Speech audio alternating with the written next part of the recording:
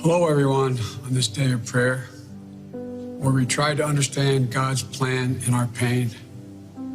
To George's family and friends, Jill and I know the deep hole in your hearts when you bury a piece of your soul deep in this earth. As I've said to you privately, we know you will never feel the same again. For most people, the numbness you feel now will slowly turn day after day, season after season into purpose through the memory of the one they lost. But for you, that day has come before you can fully grieve. And unlike most, you must grieve in public. And it's a burden that is now your purpose to change the world for the better in the name of George Floyd. Like so many others, I've watched with awe as you summon the absolute courage to channel God's grace and show the good man George was. To stir justice too long dormant, to move millions to act peacefully and purposefully. But among all the people around the world who feel connected to this tragedy are the ones who lost something that can never ever be replaced. To George's children and grandchild, I know you miss your dad and your granddad. Little Gianna, as I said to you when I saw you yesterday, you're so brave. Daddy's looking down. He's so proud of you. I know you miss that bear hug that only he could give. The pure joy riding on his shoulders so you could touch the sky. The countless hours he spent playing any game you wanted because your smile, your laugh, your love is the only thing that mattered at the moment. I know you have a lot of questions, honey. No child should have to ask questions that too many black children have had to ask for generations. Why? Why's Daddy gone?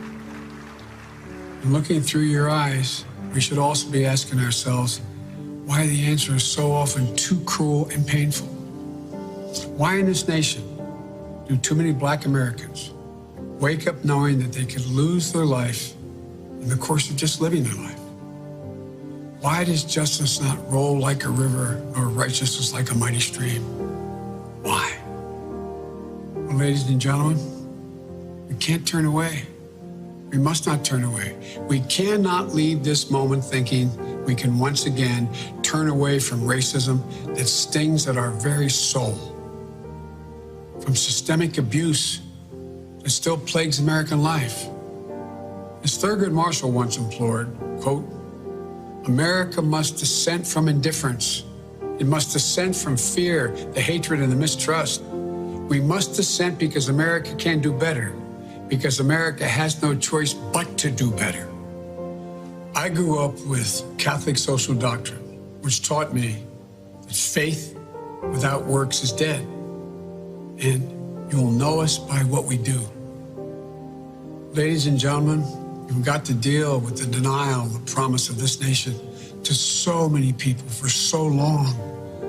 It's about who we are, what we believe, and maybe most importantly, who we want to be, to ensure that all men and women are not only created equal, but are treated equally.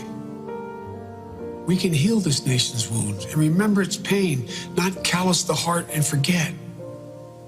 I know Reverend Sharpton is there in Houston with you today. Rev, I watched you speak from Ecclesiastes last week in Minnesota, chapter 3, verse 1. To everything there is a time and a purpose and a season under the heavens. Well, today, now is the time, the purpose, the season to listen and heal. Now is the time for racial justice. That's the answer we must give to our children when they ask why. Because when there is justice for George Floyd, we will truly be on our way to racial justice in America. And then, as you said, Gianna, your daddy will have changed the world. May God be with you, George Floyd, and your family.